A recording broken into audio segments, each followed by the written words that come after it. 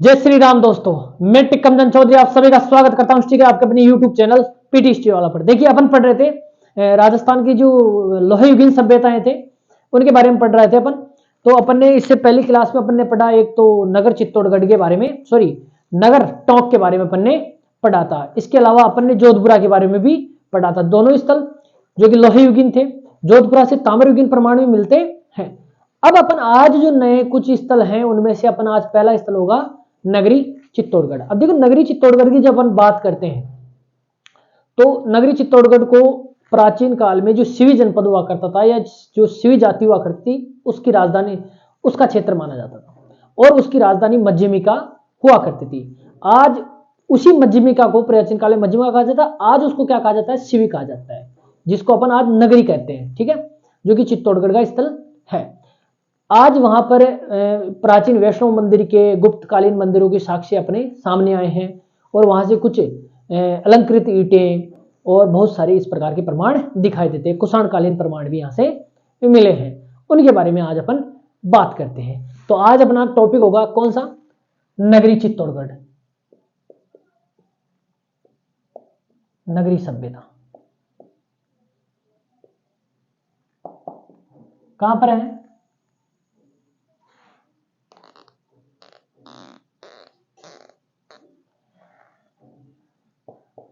नगरी चित्तौड़गढ़ में।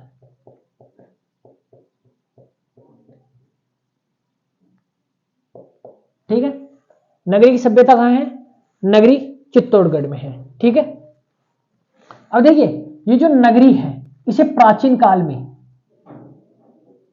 पहली बात तो मैं बाद में बात करूंगा प्राचीन काल की, पहले अपन खोज की बात कर लेते हैं। इसकी खोज, नगरी की खोज किसने की? ACL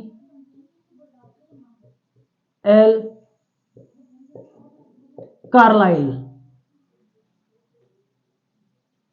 ठीक है, इसकी खोज किसने की? ACL कार्लाइल ने 1871-72 में इस स्थल की खोज की। देखो, ACL कार्लाइल ने बहुत सारे स्थलों की खोज की थी। प्रारंभिक खोज का कार्य, क्योंकि देखिए ACL कार्लाइल ने यहाँ पर पुरातात्विक उत्खनन का कार्य प्रारंभ किया था। ठीक है, तो ACL कार्लाइल ने यहाँ की इस स्थल की खोज की। यहाँ का उत्खनन कार्य बहुत इंपॉर्टेंट है। उत्खनन किसने किया? तो डॉक्टर D.R.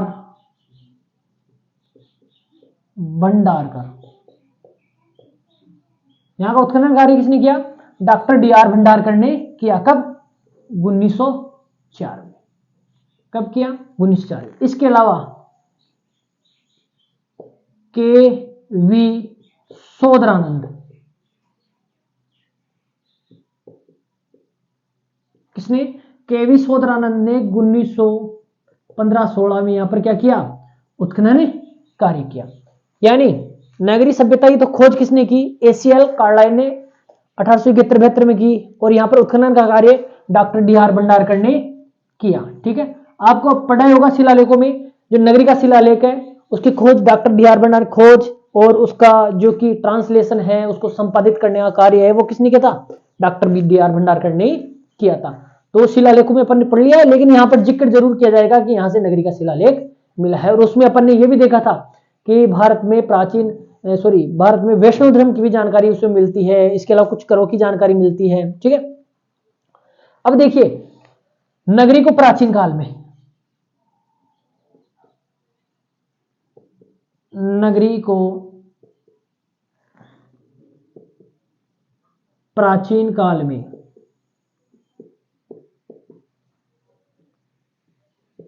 मध्यमिका या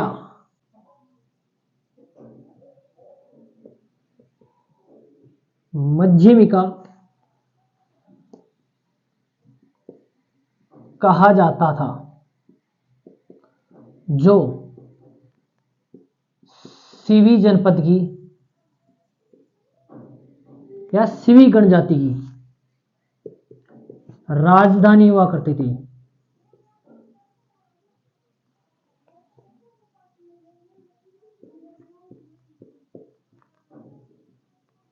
क्या हुआ करती थी? नगरी को प्राचीन काल में मध्यमिका या मध्यमिका के नाम से जाना जाता था। और ये क्या हुआ करती थी? सिवी जनपद की राजधानी हुआ करती। देखो अब शिवी जनपद की जब बात करता हूं या शिवी जाति की बात करता हूं तो ऋग्वेद में शिवी जाति का पहली बार उल्लेख हुआ है। आपने ऋग्वेद में दसराग युद्ध के बारे में सुना होगा। दसराग युद्ध में शिवी जाति क्या हो गई थी, राजा सुदास से हार गई थी, क्योंकि एक पक्ष में 10 गण जातियां या 10 कबीलों का समूह था और एक साइड में क्या था, राजा सुदास था। इन के बीच में जो युद्ध लड़ा गया उसे क्या कहा गया, दसराग युद्ध कहा गया, जिसका उल्लेख क्या है, ऋग्वेद में। लेकिन ऋग्वेद में जो शिवी जाति थी उसकी राजधानी शिवपुर बताई गई थी। क्या बताई गई थी, शिवपुर, जिसकी वर्तमान में इतिहासकार या पुरातत्ववेत्ता पहचान किस रूप में करते हैं, पाकिस्तान के सोरकोट नामक स्थान से करते हैं। लेकिन कहा जाता है कि जब अलेक्जेंडर ने भारत पर आक्रमण किया, जिसे सिकंदर कहते हैं, तो ये जातियों पर जब अत्याचार हुए तो ये क्या किए, वहां से पलायन करके क्या किस ओर आ गई, भारत की तरफ आ गई। और राजस्थान में कहां पर आकर बस गई, चित्तौड़गढ़ यानी मेवाड़ के उसके आसपास के क्षेत्र में आकर बस गए। और उन्होंने अपनी राजधानी किसको बनाया, मध्यमिका को बनाया, जिसे आज अपन किस नाम से जानते, नगरी के नाम से जानते। ठीक है, जो कहां पर स्थित है, चित्तौड़गढ़ में स्थित है। इतनी बात ध्यान रखना। अब देखिए इस नगरी का प्रथम उल्लेख, इसका नगरी का, किसका, नगरी का प्रथम उल्लेख महाभारत में मिलता है।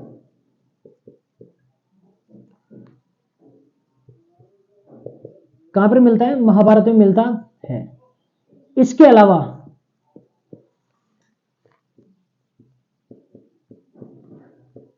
पाणिनि कृत अष्टाध्यायी,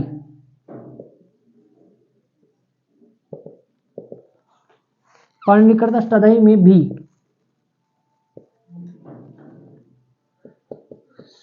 शिवी जनपद का उल्लेख मिलता है।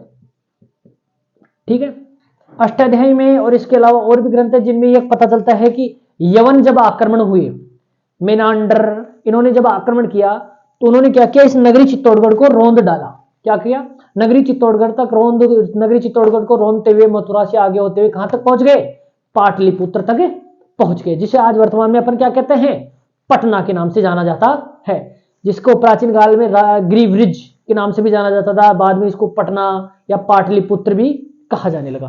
तो वहां तक, ठीक है, वहां तक क्या किया, ये उन्होंने आक्रमण करके क्या कर दिया था, उस क्षेत्रों पर अधिकार कर लिया था। ठीक है, तो पाणिनि के अष्टाध्यायी में भी इसकी जानकारी मिलती है। प्रथम उल्लेख तो कहां मिलता है इसका, महाभारत में मिलता है। ठीक है, इसके अलावा पाणिनि के अष्टाध्यायी में भी क्या मिलता है, नगरी चित्तौड़गढ़ की जानकारी मिलती है। अभी यहां से क्या प्रमाण मिले उनके बारे में देखते हैं। ये तो प्राचीन नगरी के उल्लेख क्या है। वैसे अपन जब राजस्थान में जनपदों की चर्चा करेंगे तो उनमें बड़ी डिटेल से अपन बात करेंगे। ये जो नगरी थी वो अपने सुंदर दुशालों के लिए बहुत प्रसिद्ध हुआ करती थी। यहाँ पर और भी बहुत चीजें प्रसिद्ध हुआ करती थी, उनके बारे में एक एक करके अपन चीजें बाद में डिस्कस करेंगे जब अपने महाजनपद काल पढ़ेंगे। ठीक है, अब देखिए ये नगरी है, यहां से सबसे महत्वपूर्ण जानकारियों में या उत्खनन में क्या मिला है, एक तो मिला है यहां से गुप्तकालीन। तो पहली बात तो गुप्तकाल और कुषाणकालीन दोनों अवशेष मिलते हैं, लेकिन गुप्तकालीन मंदिरों के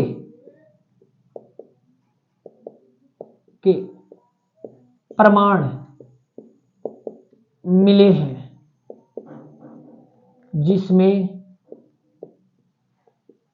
शिव की मूर्ति प्रतिस्थापित थी। किसकी मूर्ति प्रतिस्थापित थी, भगवान शिव की मूर्ति प्रतिस्थापित थी। देखिए अब आपको पता होगा भारतीय इतिहास में अगर जब अपन चर्चा करते हैं तो मंदिरों के स्ट्रक्चर किस काल से दिखाई देते हैं, तो सबसे महत्वपूर्ण है गुप्त काल से। अब आप सोचोगे सर गुप्त काल से पहले तो मौर्य काल वगैरह वगैरह बहुत सारे टाइम पीरियड रहे हैं, लेकिन वहां पर मंदिरों के अवशेष नहीं मिले, बिल्कुल नहीं मिले हैं। प्राचीन काल में जो अपने जो पत्थर या ईंटों से स्पष्ट जो इमारतें थी वो गुप्त काल से अपन को दिखाई देती है, उन्हीं के अवशेष गुप्त काल से अपन को मंदिरों के अवशेष दिखाई देते। इससे पहले जो मंदिर जो भी बनाए जाते थे वो अक्सर घास फूस या लकड़ी वगैरह वगैरह से ही बनाए जाते हैं। अपन मौर्य काल में जब चर्चा करेंगे तो मौर्य काल में देखेंगे कि जो पाटलिपुत्र था वो लकड़ी की दीवारों से घिरा हुआ था, लकड़ी के बुर्जों से वगैरह वगैरह ऊंची ऊंची दीवारों से घिरा हुआ था। ठीक है, तो ये गुप्तकालीन मंदिरों के प्रमाण तो भारत में पहली बार मंदिरों के प्रमाण किस काल से दिखाई देते हैं अपन को? गुप्त काल से। तो उससे संबंधित प्रमाण भी यहां से मिले जिसमें शिव मूर्ति प्रतिष्ठापित थी। यहां से सबसे महत्वपूर्ण है, यहां से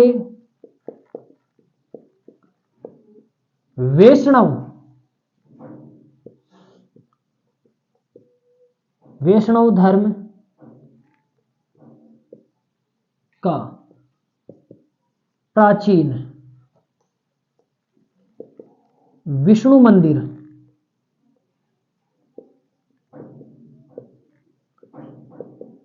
प्राप्त हुआ है।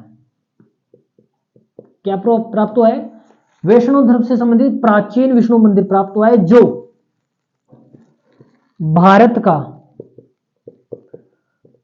प्राचीनतम वैष्णव मंदिर है। नगरी चित्तौड़गढ़ से क्या प्राप्त हुआ है? एक वैष्णव मंदिर प्राप्त हुआ है जो भारत का प्राचीनतम वैष्णव मंदिर माना जाता है। ये सबसे इंपॉर्टेंट बात है इस चीज की, ठीक है, यहां इस स्थल की। और यहां से देखो, यहां से नगरी का शिलालेख,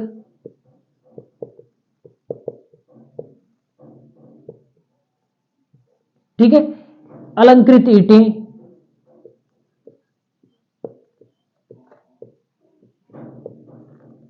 ये चीजें प्राप्त हुई है, ठीक है।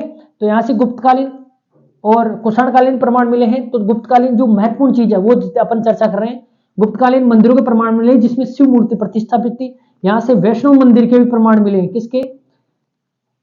वैष्णव धर्म के प्राचीन विष्णु मंदिर के प्रमाण मिले हैं जो भारत का क्या है?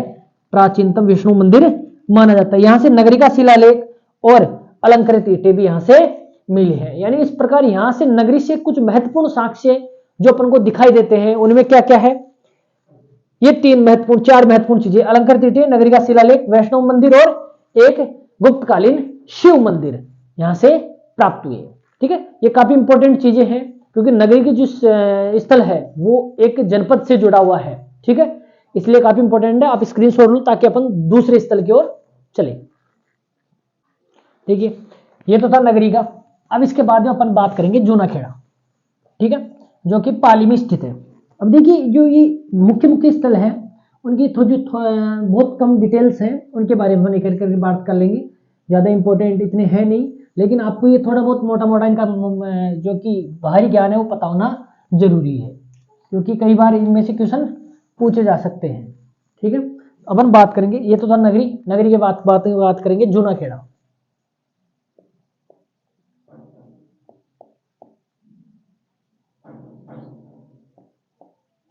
जूनाखेड़ा सभ्यता कहां पर स्थित है? पाली।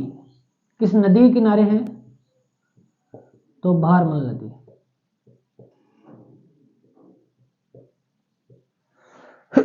सॉरी, ठीक है।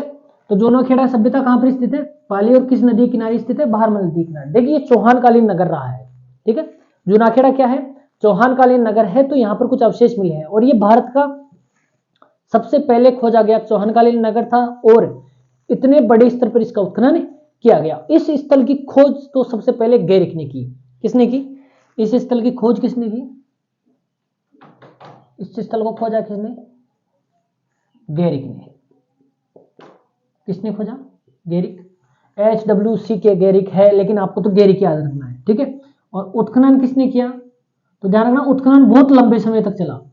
उत्खनन तो राजस्थान पुरातत्व विभाग ने यहां पर क्या किया? उत्खनन किया। और उत्खनन 1886 से लेकर 1886-87 से लेकर 1996 तक यहां पर क्या किया गया? उत्खनन किया गया। उत्खनन यहां पर 4 स्तरों में हुआ और 4 स्तरों में उत्खनन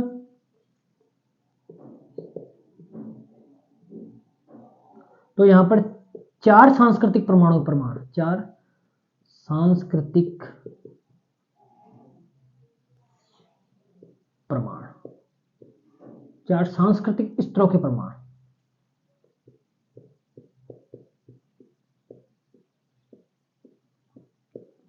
ठीक है, 4 स्तरों में यहां पर उत्खनन किया गया और जिनसे 4 सांस्कृतिक स्तरों के क्या मिले हैं, प्रमाण यहां से मिले हैं। यहां से सबसे महत्वपूर्ण प्रमाणों में से क्या है, सबसे इंपॉर्टेंट इस स्थल का, यहां से मिट्टी के बर्तन पर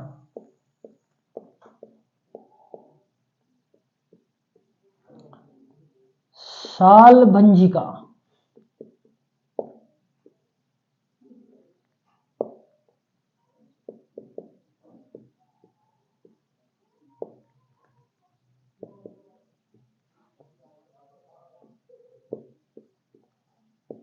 किसका अंकन प्राप्त हुआ है, सालभंजिका का अंकन प्राप्त हुआ है, जो भारत में केवल एकमात्र प्रमाण है।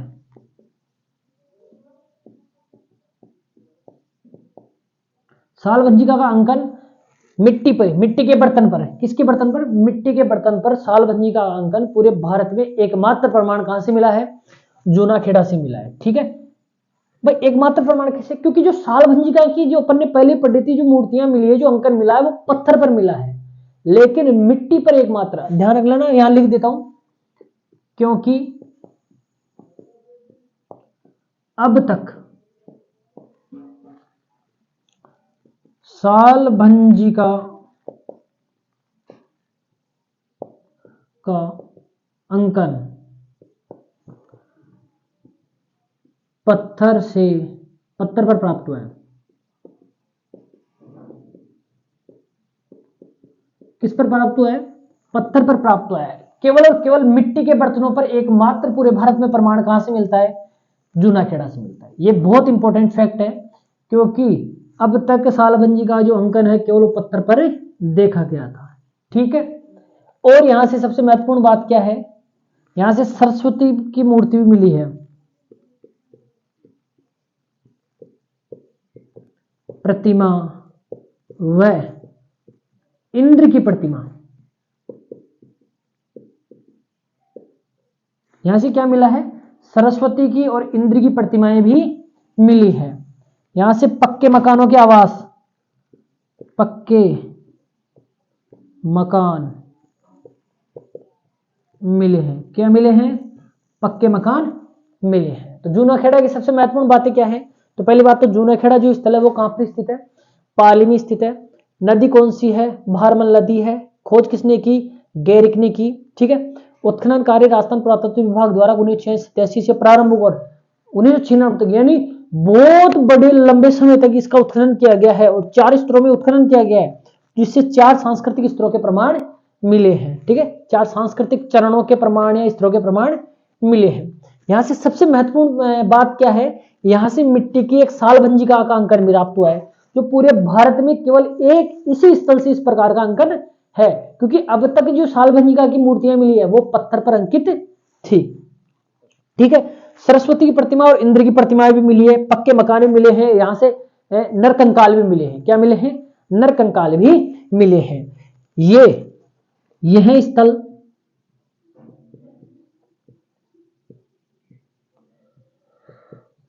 चौहान कालीन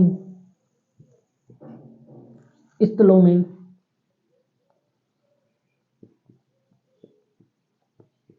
सबसे पहले, चौहानकालीन स्थलों में सबसे पहले खोजा गया स्थल है, जिसका इतने बड़े स्तर पर उत्खनन किया गया।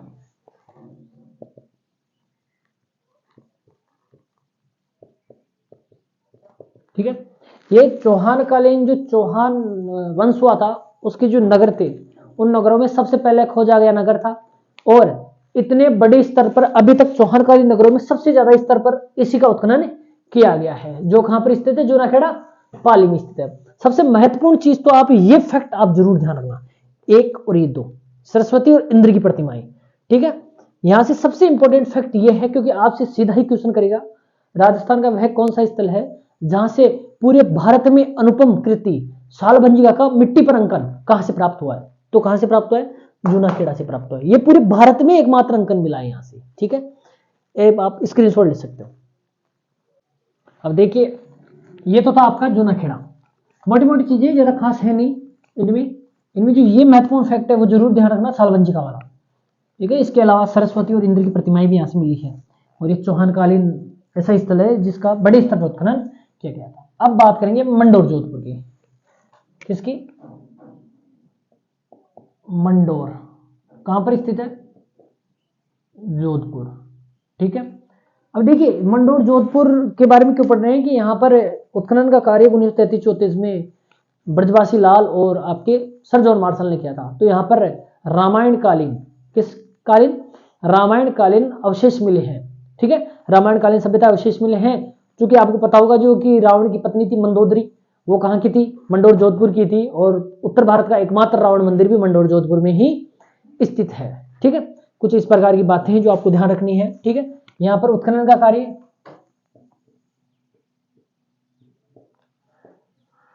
1933-34 में किसने किया? ब्रजवासी लाल यानी बीपी लाल जिसको आप बोलते हो, वह सर जॉन मार्शल। क्या मिला यहां से? यहां से रामायण कालीन सभ्यता के अवशेष।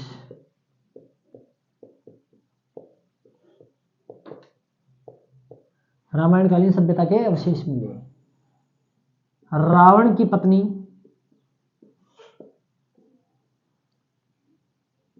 मंदोदरी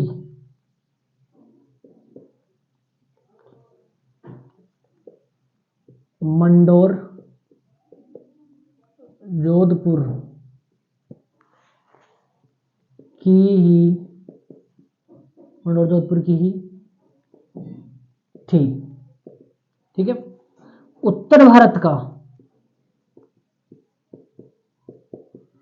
एकमात्र रावण मंदिर